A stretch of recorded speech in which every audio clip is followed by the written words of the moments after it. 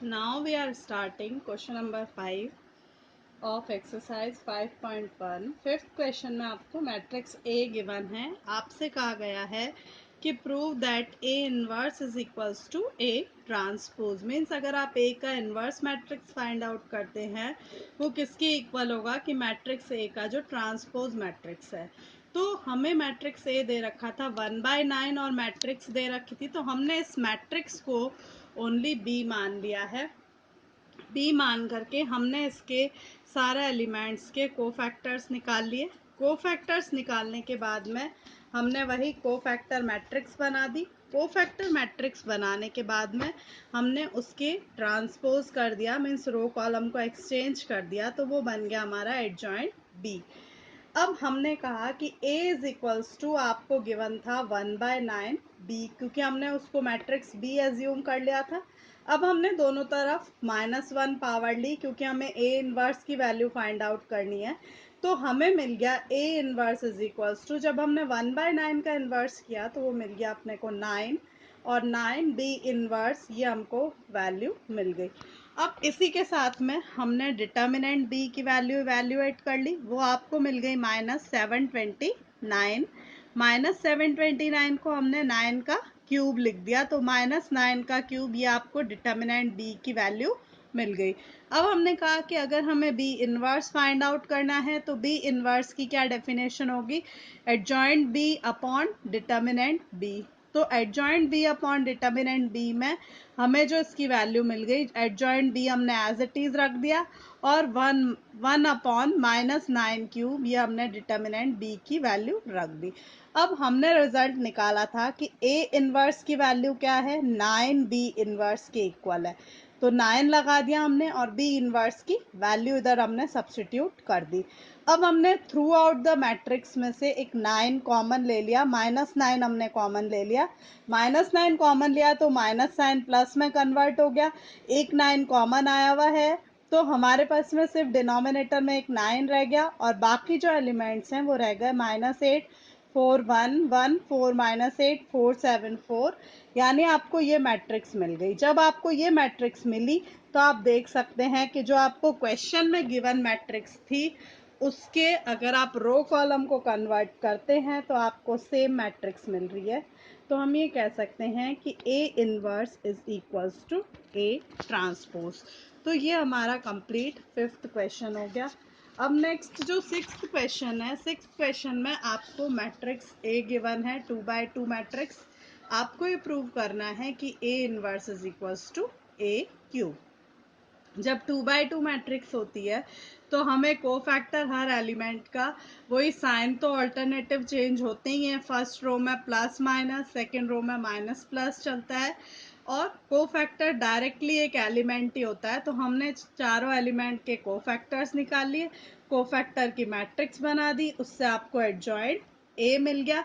Adjoint A मिलने के बाद में हमने डिटर्मिनेंट ए की वैल्यू इवेल्युएट कर ली, वो वैल्यू 1 मिल गई. हमने कह दिया A inverse is equals to adjoint A upon determinant A. तो एडजॉइंट ए की वैल्यू की जगह हमने मैट्रिक्स रख दी, डिटर्मिनेंट ए की वैल्यू आपको 1 मिल गई, तो ये हमने 1 डाल दी. अब ए क्यूब का मीनिंग क्या है, ए इंटू ए. तो हमने a की वैल्यू को 3 बार मल्टीप्लाई करना है. आप कोई भी दो को कर सकते हैं, चाहे फर्स्ट सेकंड को पहले करें, सेकंड थर्ड को करें. मैंने पहले सेकंड थर्ड को मल्टीप्लाई किया, वही रो इनटू कॉलम पैटर्न में. उससे जो रिजल्ट अब मुझे मिला उसको फिर मैंने आगे और मल्टीप्लाई किया, उसको मल्टीप्लाई करने से मुझे फाइनल रिजल्ट ये मिल गया. अब हम देख सकते हैं कि जो हमें वैल्यू मिली थी a इनवर्स की, वही वैल्यू हमें मिली है किसकी, ए क्यूब की. यानी हमारा रिजल्ट प्रूव हो गया कि A inverse is equals to A cube. अब देखते हैं हम next question, question number 7. Question number 7 में आपको मैट्रिक्स ए दे रखी है और बी इनवर्स दे रखा है. आपसे क्वेश्चन में बोला है कि फाइंड ए बी इनवर्स. तो देखिए, आपको अगर याद हो तो कंपोजिट फंक्शन में भी हमने ये पढ़ा था कि अगर हम एफ ओ जी का इनवर्स लेंगे तो G inverse O F inverse. तो सेम मैट्रिक्स में भी अगर ए बी इनवर्स आपको फाइंड आउट करना है तो बी इनवर्स ए इनवर्स होगा. तो बी इनवर्स आपको गिवन है, हम ए इनवर्स निकाल लेंगे और दोनों मैट्रिक्स को जब मल्टीप्लाई कर देंगे तो आपको मिल जाएगा ए बी इनवर्स।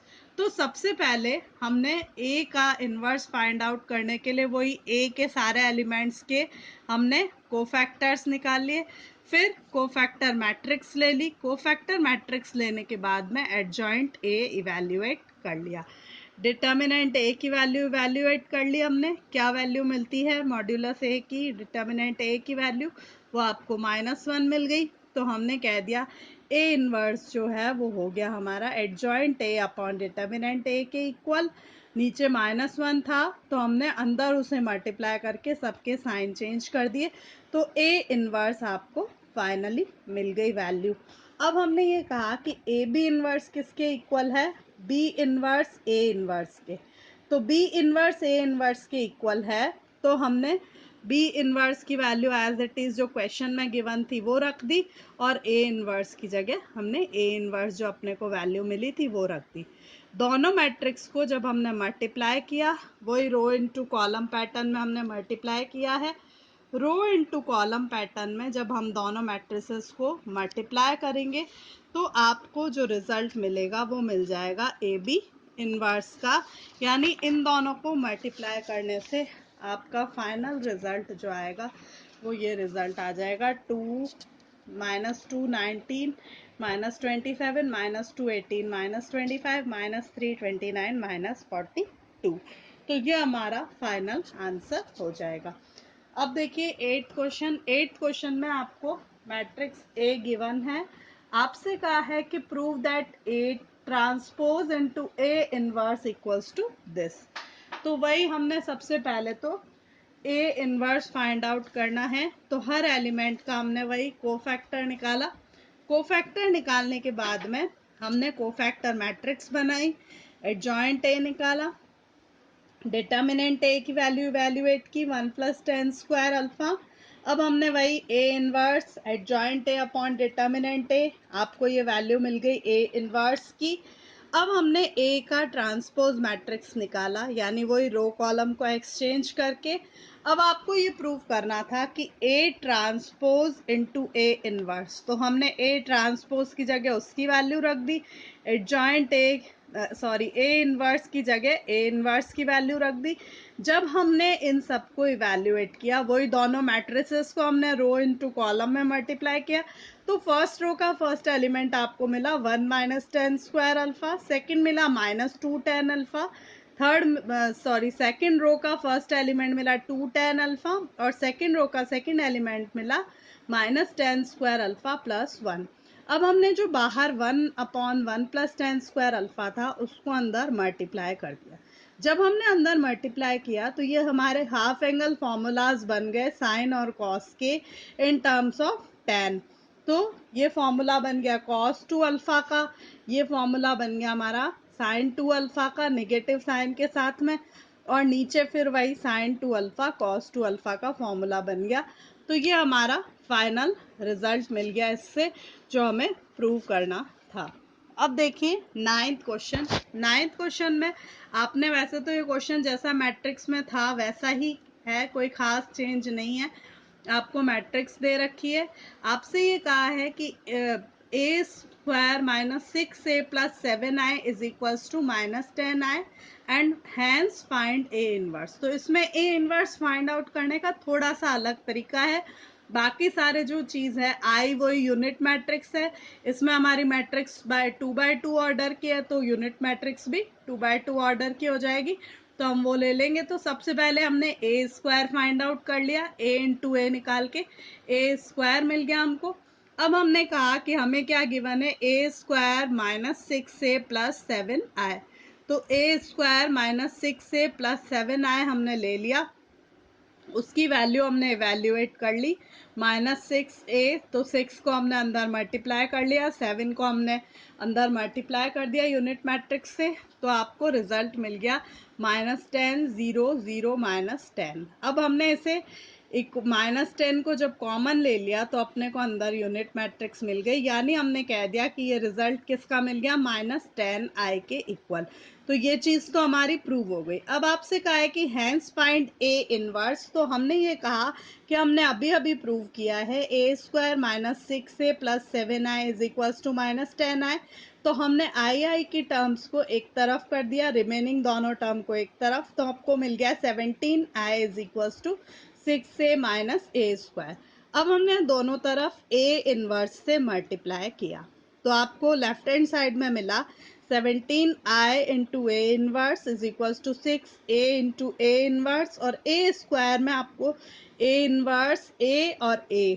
तो हमने ये कह दिया कि यूनिट मैट्रिक्स को चाहे हम किसी भी मैट्रिक्स से मल्टीप्लाई करें आपको सेम रिजल्ट मिलेगा। तो 17a इनवर्स मिल गया। इसी तरह से राइट साइड में जब a और a इनवर्स को हमने मल्टीप्लाई किया तो वो आपको यूनिट मैट्रिक्स i मिल गया। इसी तरह से सेकंड टर्म में a इनवर्स इंटू a, तो आपका यूनिट मैट्रिक्स हो गया और उसके साथ में आपका a रह गया। तो अब हम क्या कहेंगे, a इनवर्स निकालने के लिए 17a inverse is equals to 6i minus a। तो 6i माइनस a जब आप करेंगे तो आपको क्या मिलेगा, 6i की वैल्यू रख दी और हमने इस वैल्यू रख दी a की। जब हमने इसे सॉल्व किया तो आपको मिला 17a inverse is equals to this, तो आपको मिल गई a इनवर्स की वैल्यू 1/17, और फिर जो आपकी मैट्रिक्स है 4 3 -3 2। यानी इसमें हमें कोफैक्टर्स और एडजॉइंट वगैरह नहीं निकालने पड़े, डायरेक्टली रिजल्ट से ही हमने इवेल्युएट कर लिया। ठीक इसी तरह का हमारा क्वेश्चन 10 भी है। क्वेश्चन 10 में भी आपको मैट्रिक्स ए गिवन है और ए मैट्रिक्स के साथ में आपको ये रिजल्ट गिवन है a² + 4i - 42i is equals to 0, और आपसे वही कहा गया है कि हैंस फाइंड ए इनवर्स। तो देखिए किस तरह से आपको निकालना है, वही a² निकाल लिया हमने पहले, a इंटू ए करके, उसकी वैल्यू आपको मिल गई। फिर हमने वहीं सब्स्टिट्यूट कर दी रिजल्ट में, a² + 4a - 42i, वो हमने सब्स्टिट्यूट करके जब रिजल्ट निकाला तो आपको मिल गया 0 0 0 0, यानी एक 0 मैट्रिक्स मिल गई। अब इसमें भी हमने सेम क्वेश्चन 9 की तरह ही किया, a² + 4a - 42i equals to 0, तो आपको मिल गया 42i is equals to a² + 4a। इसमें भी हमने वही उसी प्रकार से a इनवर्स से मल्टीप्लाई किया, वही जब i और a इनवर्स मल्टीप्लाई होंगे तो सिर्फ a इनवर्स रह जाएगा, राइट हैंड साइड में वही a रह जाएगा, और a मिलने के बाद में हम कह देंगे कि 4a इनवर्स हमारा वही 4i बन जाएगा। तो 42a inverse is equals to a + 4i रह गया। हमने इसमें वैल्यूज डाल दी, a की जगह a की वैल्यू डाल दी, 4i की जगह हमने 4i की वैल्यू डाल दी। जब इसे सॉल्व किया तो आपको मिल गया 42a inverse is equals to 4528। तो a इनवर्स की वैल्यू हमें मिल गई 1/42 - 4528।